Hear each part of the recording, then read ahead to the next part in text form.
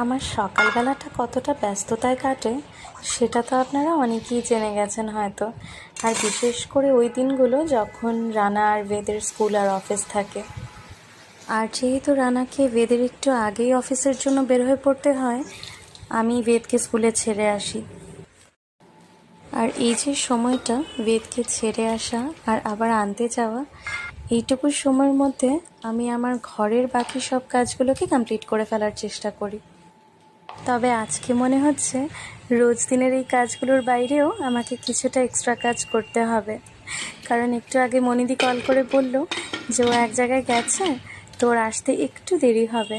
তাই ভাবলাম যে কিছুটা কাজ এগিয়ে রাখি, তাতে ওর একটু সুবিধে হবে।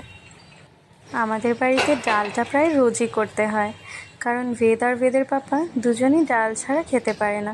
সে বাড়িতে মাছ মাংস যাই হোক না কেন, ডালটা করতেই হয়। ডালটা সেদ্ধ করতে বসিয়ে দেখলাম কয়েকটা সবজি আছে, তো এই সবজিগুলো দিয়ে ভাবলাম একটা ভাজা করে ফেলি, তাহলে বেদটাও খেতে পারবে। আর তাছাড়া মাছ আছে, সেটা মনিদি এসে করে ফেলতে পারবে।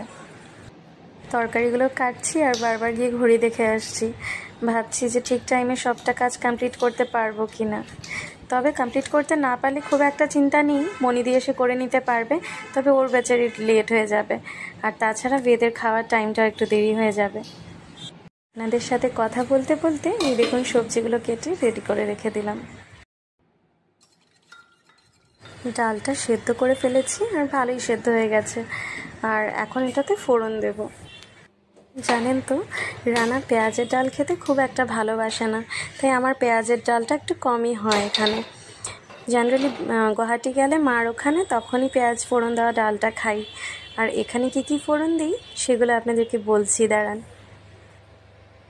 তেলটা বেশ ভালোই গরম হয়ে গেছে, দিয়ে দিলাম একটা শুকনো লঙ্কা আর একটা তেজপাতাকে 2 টুকরো করে দিয়ে দিলাম।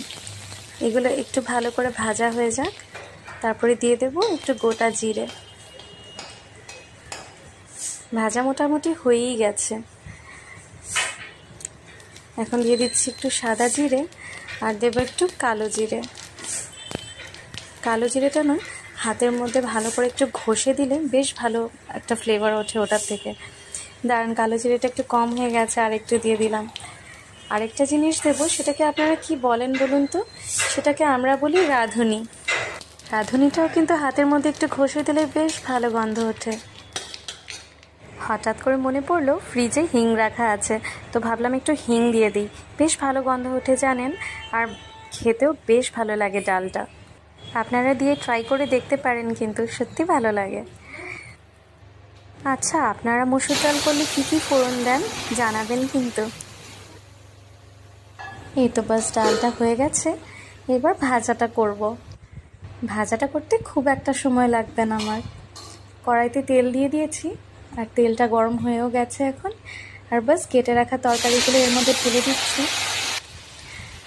এখন একটু নুন দেব আর দেব একটু হলুদ। আর এখানে লঙ্কার গুঁড়ো টুড়ো কিছুই দেবো না, কারণ একটু কাঁচা লঙ্কা কেটে দিয়ে দিয়েছি আর ক্যাপসিকাম তো আছেই। এখন বাস একটু নাড়াচাড়া করে এটাকে চাপা দিয়ে রেখে দেব, আর কম স্টিমে এটা নিজে নিজেই হতে থাকুক।